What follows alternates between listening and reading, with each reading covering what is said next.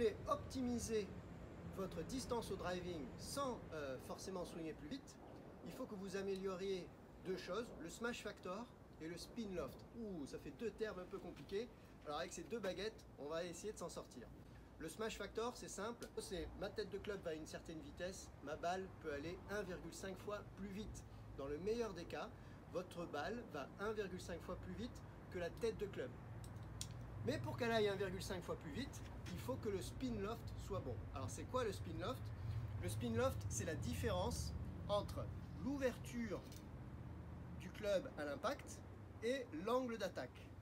Donc ça veut dire que votre club, si jamais il arrive comme ça vers la balle et que votre face de club est ouverte comme ça, et bien cette différence, cet angle-là, crée le spin loft.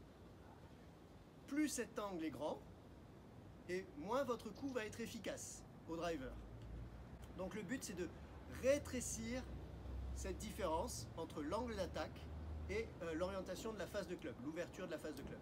Et c'est pour ça qu'on vous dit régulièrement de prendre la balle en remontant. Il faut que au driver, votre club arrive en remontant à travers l'impact. Alors ce que l'on voit et qui est néfaste pour votre jeu, c'est tous ceux qui arrivent en descendant sur la balle. Du coup, les balles sont basses. Qu'est-ce qu'ils font? Ils vont prendre un club avec beaucoup plus d'ouverture. Ils vont se retrouver avec des balles à une hauteur convenable, mais pas de distance. Et donc là, c'est perdu. Vous n'êtes pas content. Donc le but, c'est de travailler d'abord l'angle d'attaque. Pour vous montrer ça, je vais vous taper deux balles. Une balle d'abord, on va dire mon drive standard, en la prenant le plus possible en remontant. Donc je vais me placer un peu derrière l'impact et je vais prendre la balle bien en remontant.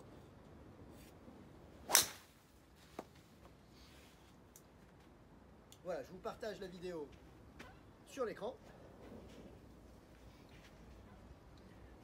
Donc là, vous voyez la distance et vous voyez le spin qui est en dessous de 2000. Et vous voyez la vitesse de la balle qui est autour de 150.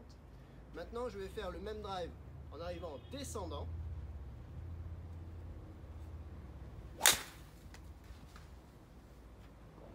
On regarde la trajectoire et vous allez remarquer que la vitesse du club est la même et pourtant je perds 20 mètres.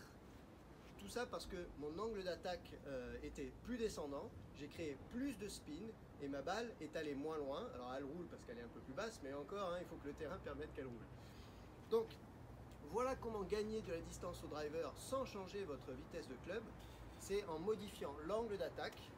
Et une fois que vous avez un bon angle d'attaque remontant, il faut ensuite choisir la bonne ouverture pour le driver pour que votre spin loft soit optimisé. Et entre parenthèses, c'est pour ça que vous pouvez voir Bryson DeChambeau et tous les drivers, les long drivers, ils mettent des tees super hauts et ils ont des drivers qui sont ouverts à 4-5 degrés. Donc en fait, ils ont un angle d'attaque très remontant avec une face de club, on va dire, pratiquement proche de l'angle d'attaque, ce qui optimise le spin loft. Donc voilà, pour gagner en distance, il faut avoir un bon angle d'attaque et une face de club pas trop ouverte pour diminuer le spin loft et augmenter le smash factor, augmenter votre distance sans changer la vitesse de votre swing.